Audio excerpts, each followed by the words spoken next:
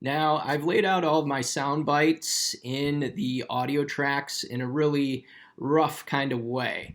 And I can zoom out to see all of them by double clicking on this slider deal. And if I need to move around within the multi-track session, I can zoom back in with this slider deal. I can click and drag on that or hit the plus sign and then click and drag on this. And if there is a soundbite in here that I don't need, I can click on it and it becomes highlighted, and then I can hit the delete key. Okay, easy enough. But now let's say I'm listening to my project, I'm just playing it back in here, and let's say there's something in one of these sound bites that I don't need. And So something like that. How do I get rid of that area where my interview subject says and it's kind of a long pause? I'm going to double click on that soundbite, and it takes me into the waveform editor. And playing it back, I can hear it right here again.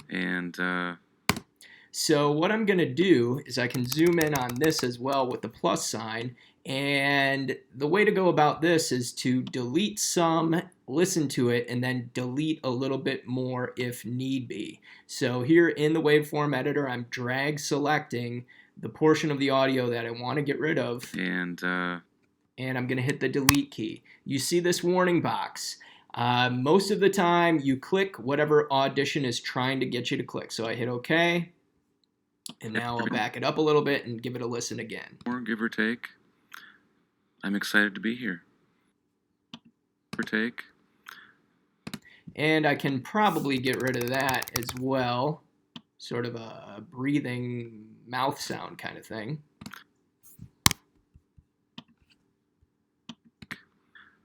I'm excited. Give or take. I'm excited to be here. And I could probably clean this up a little bit more, but for the purposes of this demonstration, I'm just going to do it in kind of a really quick and dirty kind of way. So let's see here.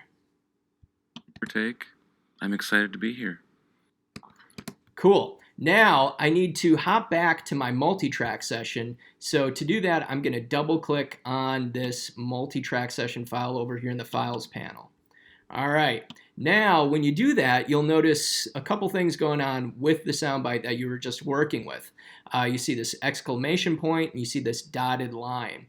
What that is it's telling me, all right, you removed this much from the WAV file that this container basically holds. So I need to fix that because this is not room tone. It is not ambient sound. It is dead audio. So I've got to get rid of that. So to do that, I want to click on the soundbite, hover over the edge. I get this trim tool, and I'm going to trim. What you can do is go a little bit past the line and then back, and it'll take you right up to where that line was. So that is how you clean up that flatlining. And then once I do that, I can click on this exclamation point and then say dismiss warning.